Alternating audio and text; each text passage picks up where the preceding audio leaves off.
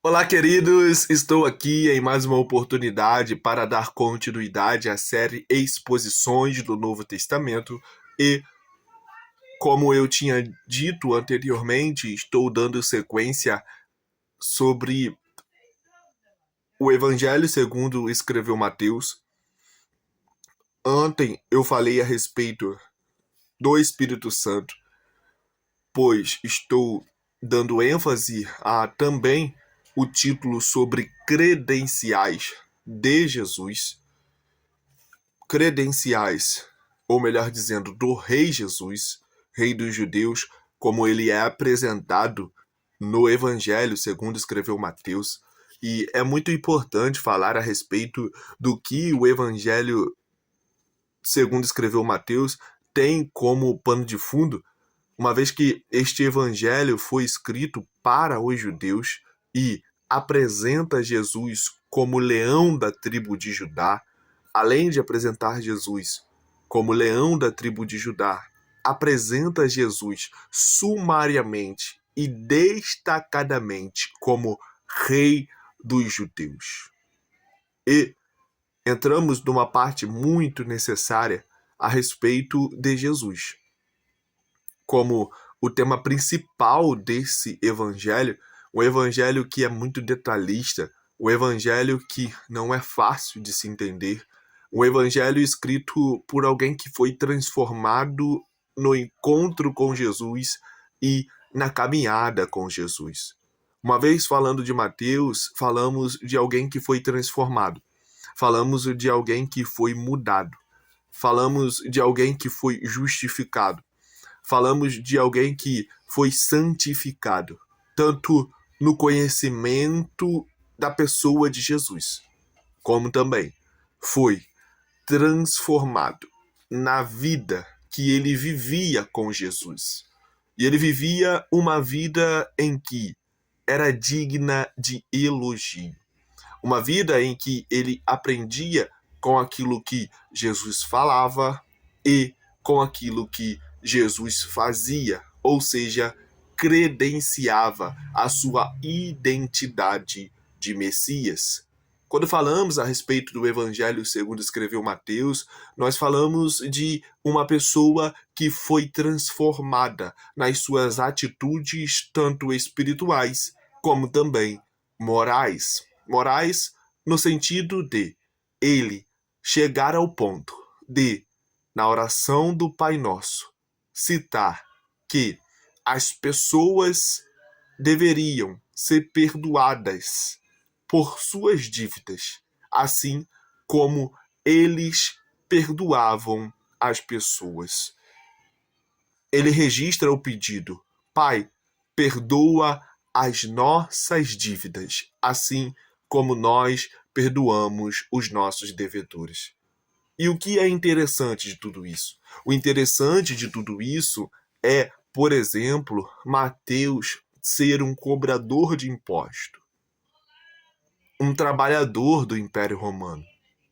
E por ele ser um trabalhador do Império Romano, obviamente ele estava comprometido em perseguir as pessoas, em maltratar as pessoas, em também abusar do financiamento, da moradia e da qualidade de vida dos judeus.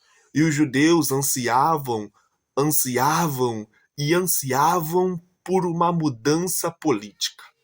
Eles ansiavam por uma mudança moral. Eles ansiavam por uma mudança cultural e até mesmo imperial. Mas não houve esta mudança. E a mudança que Jesus veio promover era superior. Jesus veio promover uma mudança no campo espiritual e que alcançasse também, de igual forma, o campo emocional. O campo emocional, porque quando o espiritual, isto é, o intelecto, é tratado, também é tratado as emoções, os perdões liberados, as mágoas liberadas, as atitudes que precisam ser resolvidas. E isso, obviamente, implica na vida financeira, na vida moral e na vida política, porque um bom servo de Deus é um bom cidadão. Quando falamos a respeito da Bíblia Sagrada, nós somos elevados a Deus quando lemos o livro de Salmos, mas somos trazidos às pessoas quando lemos o livro de Provérbios. Ditados hebraicos que trazem ideias que estão, obviamente, deitadas na realidade do dia a dia. Como tratar os nossos pais, os nossos patrões, os nossos negócios, os nossos dinheiros, como nós precisamos viver como cidadãos. E, obviamente, o Novo Testamento também, ele nos instrui a respeito da cidadania, da submissão às autoridades. A Bíblia Sagrada está repleta de instruções, tanto para vivermos uma vida espiritual saudável, como também para vivermos uma vida de cidadãos saudáveis e respeitáveis diante do povo. E eu estou falando a respeito agora do pai. Como pai, olha para o seu filho Jesus e se alegra, baseado no seu texto que diz: em seguida, uma voz dos céus disse: este é o meu filho amado, em quem muito me agrado.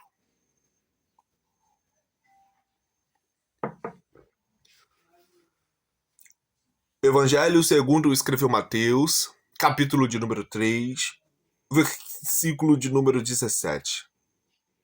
Em seguida, logo após, o Espírito Santo descer do céu como pomba e vir sobre Jesus, como uma identificação de que Jesus era o Messias, de que Jesus seria guiado pelo seu Espírito Santo, de que Jesus era autorizado a iniciar o seu ministério, mesmo após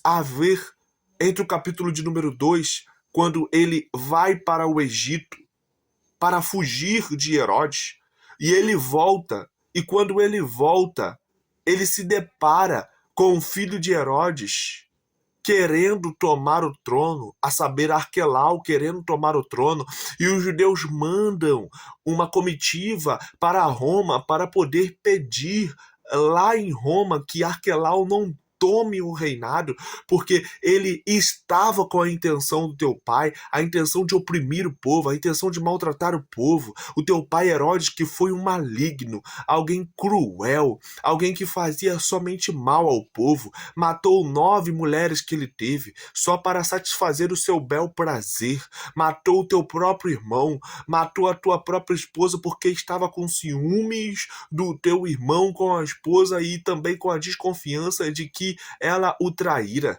Ele era cruel, ele era ruim, ele tinha um coração inclinado para a malignidade, e o seu filho Arquelau também tinha o mesmo objetivo, e os judeus pediram para que uma comitiva se reunisse, e essa comitiva do magistério se reuniu e foi para Roma, e estando em Roma, eles conseguiram um acordo, e Arquelau não foi imperador de todo o território judeu.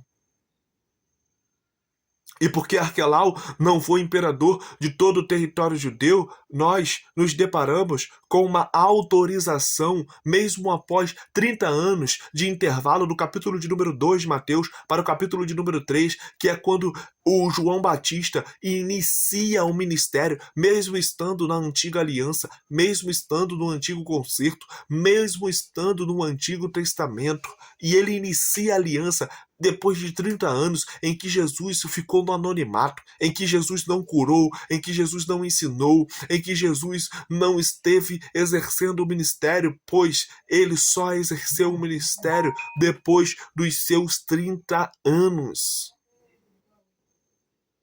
E mesmo sendo autorizado para exercer o ministério depois de 30 anos, ele foi batizado por João Batista, e ele foi anunciado anteriormente por João Batista, e por ter sido anunciado por João Batista, ele cumpriu a justiça, sendo batizado por João Batista, e depois de ter sido batizado por João Batista, o Espírito Santo desceu sobre ele, e depois do Espírito Santo descer sobre ele, nós nos deparamos com o versículo 17 que diz: em seguida, uma voz dos céus disse: este é o meu filho amado, em quem muito me agrado. Deus Pai bradou do céu e disse: este é o meu filho amado, em quem sinto a alegria. Alegria porque ele era obediente. Alegria porque ele estava cumprindo a missão que o Deus Pai o outorgou com exatidão. Alegria porque ele exercerá o ministério que Deus Pai o estabeleceu para exercer de maneira fidedigna. E esse é um dos ensinamentos mais importantes. O ensinamento da obediência.